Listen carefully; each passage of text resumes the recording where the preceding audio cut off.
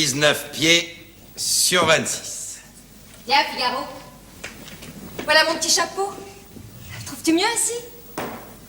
Oh, sans comparaison, ma charmante. Ah, que ce joli bouquet virginal élevé sur la tête d'une belle fille, et doux, le matin des noces, à l'œil amoureux d'un époux. Que mesures-tu dans l'âme, mon fils? Je regarde, ma petite Suzanne, si ce beau lit que Monseigneur nous donne aura bonne grâce ici. Dans cette chambre? Il nous la cède.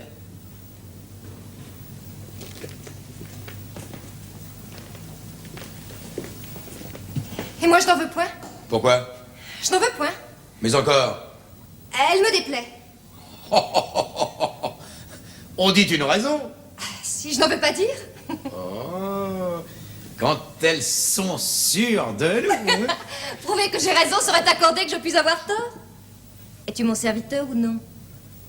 Tu prends de l'humeur contre la chambre du château la plus commode et qui tient le milieu des deux appartements. La nuit, si madame est incommodée, elle sonnera de son côté. Zeste, en 2 pas, tu es à sa porte. Monseigneur veut-il quelque chose? Il n'a qu'à teinter du sien. Crac. En 3 sauts, me voilà rendu. Fort bien. Et quand il aura teinté le matin pour te donner quelques bonnes et longues commissions, Zeste en 2 pas, il est à ma porte et craque en 3 sauts. Qu'entendez-vous par ces paroles? Il faudrait m'écouter tranquillement. Mais qu'est-ce qu'il y a, bon Dieu? Il y a, mon ami Nicolas, de courtiser les beautés des environs. Monsieur le comte Almaviva veut rentrer au château, mais non pas chez sa femme. C'est sur la tienne, entends-tu, qu'il a jeté ses vues, auxquelles il espère que ce logement ne nuira pas.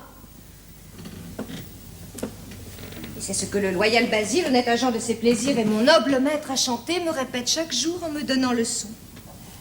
Basile. Oh, mon mignon. Si jamais volet de bois vert appliqué sur une échine a dûment redressé la moelle épinière à quelqu'un... Tu croyais, bon garçon, que cette dot qu'on me donne était pour les beaux yeux de ton mérite? J'avais assez fait pour l'espérer. Que les gens d'esprit sont bêtes? On le dit. C'est qu'on ne veut pas le croire. On a tort. Apprends qu'il la destine à obtenir de moi secrètement certains quarts d'heure, seul à seul, qu'un ancien droit du Seigneur, tu sais s'il était triste. Je le sais tellement que si monsieur le comte en se mariant n'eût pas aboli ce droit honteux, jamais je ne t'eusse épousé dans ces domaines. Eh bien, s'il l'a détruit, il s'en repent. Et c'est de ta fiancée qu'il veut le racheter en secret aujourd'hui. Ma tête s'amollit de surprise. Et mon front fertilisé. Ne le frotte donc pas. Quel danger! S'il y venait un petit bouton. Des gens superstitieux. Ah, tu ris, fricote! Ah, s'il y avait moyen d'attraper ce grand trompeur, de le faire donner dans un bon piège et d'empocher son or... De l'intrigue et de l'argent. Te voilà dans ta sphère? Ce n'est pas la honte qui me retient. La crainte?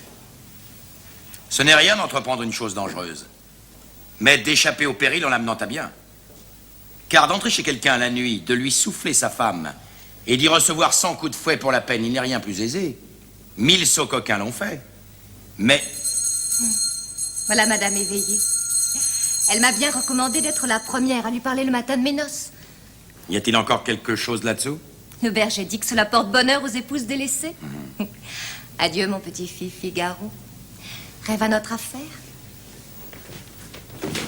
Pour m'ouvrir l'esprit, t'en as un petit baiser? Ah, mon amant, aujourd'hui je t'en souhaite. Et qu'on dirait de même, mon mari est bien. Eh bien. C'est que tu n'as pas d'idée de mon amour. Quand ce serait vous importun de m'en parler du matin au soir. Quand je pourrais te le prouver, du soir jusqu'au matin. Voilà votre baiser, monsieur. Je n'ai plus rien à... Hé, c'est pas ainsi que vous l'avez reçu, hein?